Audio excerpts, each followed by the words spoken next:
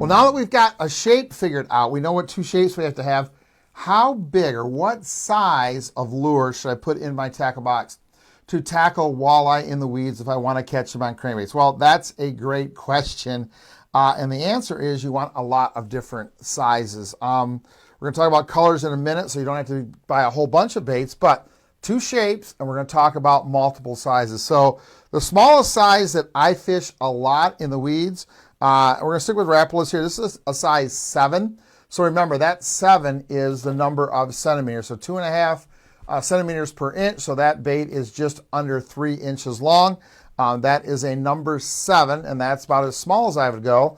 And I go all the way up to a number 18. That's right, a number 18. This is a big Rapala, but it's a great weed walleye bait all year long, but specifically in the spring and the fall, and specifically in low light conditions. It catches a lot of fish. But from size 7, you can see the size 7 on the bottom, size 18 on the top, with a big emphasis on lures in the size 9 range, size 11, and size 13 range. So that 9, 11, and 13 are going to be kind of the bulk of your baits, but make sure you've got some 18s or some longer baits up to about 6 inches long, and make sure you've got some smaller baits down around 2.5, 3 inches long.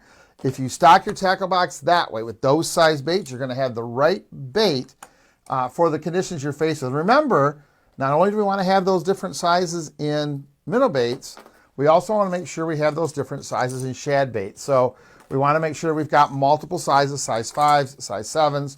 We want to make sure we've got different sizes in both our shad baits and our stick baits or minnow baits, all the way from about 2.5 inches all the way up to about 6 inches, with an emphasis on that 4 and 5 inch range. That's going to catch you a lot of fish when you're fishing for weed walleye with crankbaits. That's a great start to getting your tackle box stocked with the right size baits to be effective every day.